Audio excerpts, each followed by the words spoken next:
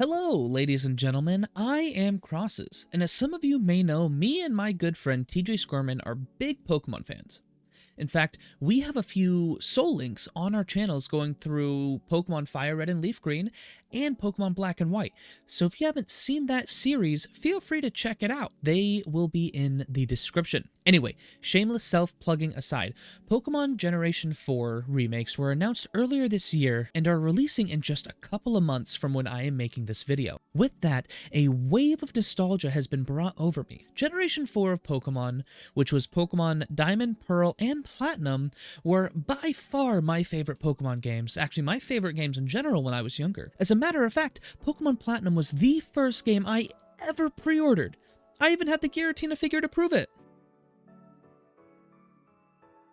Even though my figures had some damage done to it over the years, my love for Generation 4 hasn't wavered, so I thought that this video would be a fun one to make. And as you may have gathered from the title, I am going to be going over the team I plan to use on my first playthrough of these games, which, by the way, I will be streaming and uploading here to my YouTube channel. So if you haven't done so already, please subscribe to my channel, turn on notifications so you don't miss out on the fun playthrough that I will be doing once these games release. The first choice of Pokemon you get in any Pokemon games is your starter Pokemon. This Pokemon, well, at least for most players, stays with you the entire playthrough. In these games, you get a choice between the Grass-type Pokemon Turtwig, who will eventually evolve into Torterra, the Water-type Pokemon Piplup, who will evolve into Empoleon, and the Fire-type Pokemon Chimchar, who will evolve into Infernape.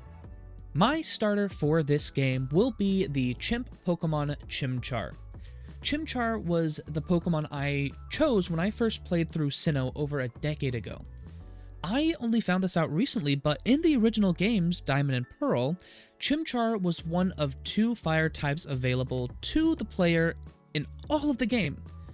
The other Pokemon being Ponyta, which evolves into Rapidash. In my opinion, Chimchar is the coolest looking starter, and its evolutions Monferno and Infernape also have the secondary typing Fighting. This makes them very effective against quite a bit of Pokemon, getting stab super effective hits against Ice types, Grass types, Steel types, Bug types, Rock types, Normal types, and Dark types. That is just shy of half of all the types.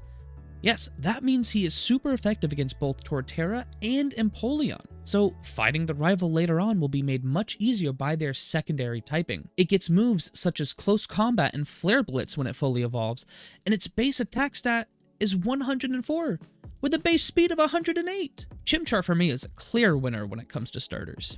Coming shortly after we get our starter, the next Pokemon I will be catching to make a core member of our team is Starly. Starly will eventually evolve into Staraptor. Starly is found on the very first route of the game, Route 201. I absolutely love Starly and its evolution's designs. You know, they are very basic, but they are also fierce looking. Starly, being this generation's regional bird Pokemon, it has the standard normal flying type that all generational birds do. Now, just because it has this standard typing doesn't mean you should write this Pokemon off. I mentioned earlier how good Infernape's attack stat and speed stat was. Well, guess what? Staraptor has an even higher attack stat and a very admirable speed stat. The attack stat being 120 and the speed stat being 100. It gets moves such as Brave Bird and Close Combat as well. So this Pokemon hits extremely hard. Now, while Flying does share 2 stab super effective hits with Fire, Flying also adds the stab super effective hits to fighting types as well. On top of its amazing attack stat and great moves, the best part about this bird Pokemon, at least in my opinion, is the ability it gets upon evolving for the first time, Intimidate.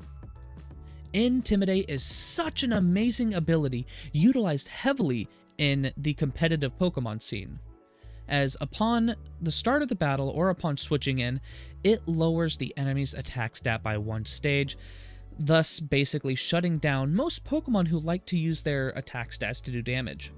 With all of these factors, can you blame me or really anyone who chooses to have this beast on their team?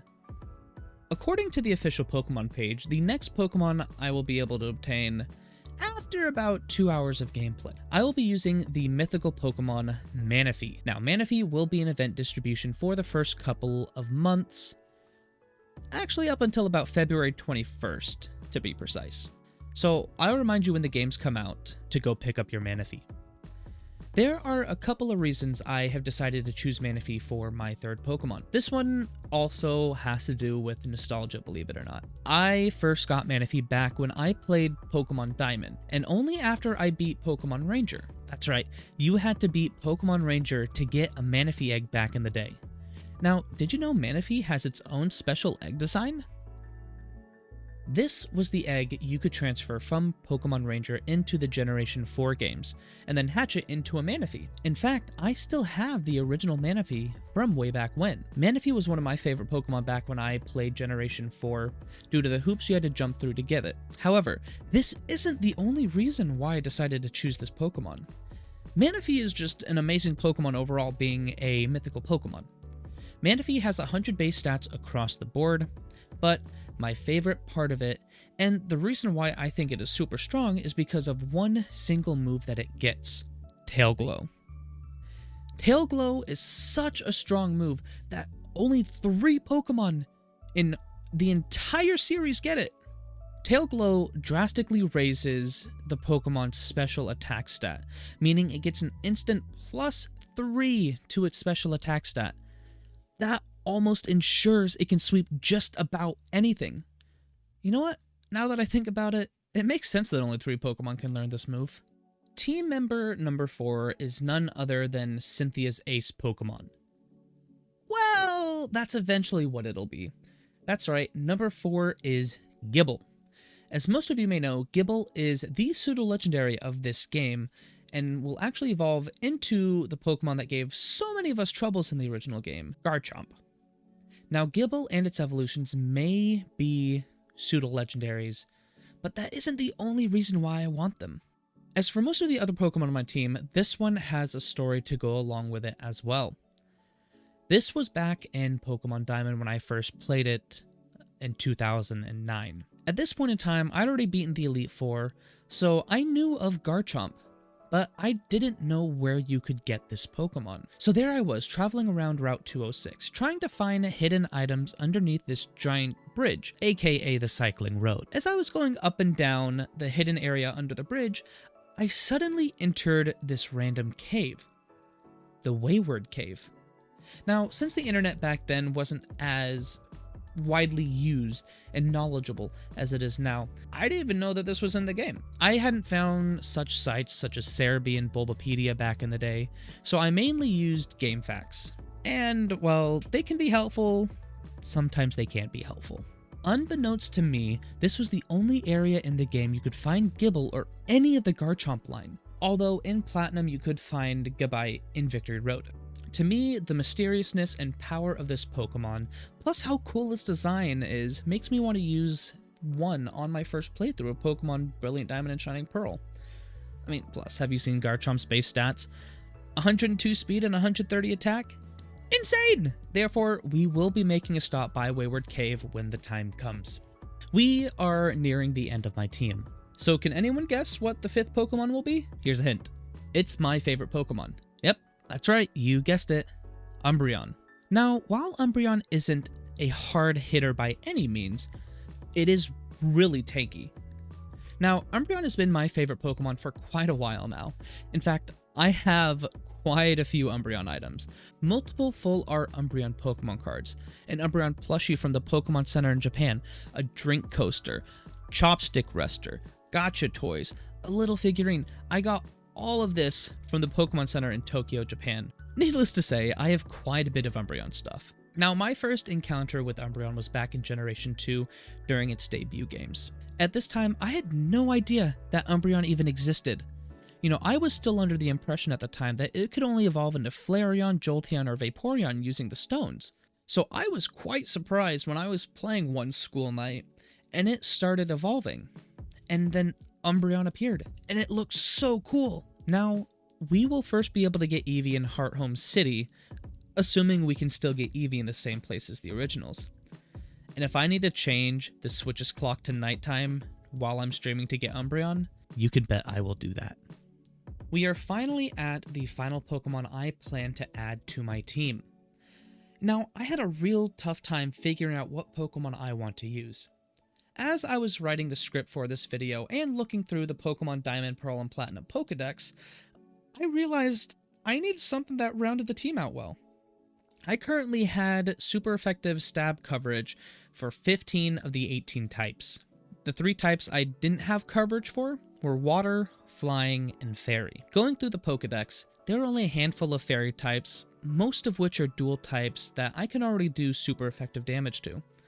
So that got me thinking, what hits both Water and Flying? And I eventually narrowed it down to 2 Pokemon, Magnezone and Abomasnow. And for me, the final Pokemon I will be adding to my team is Abomasnow.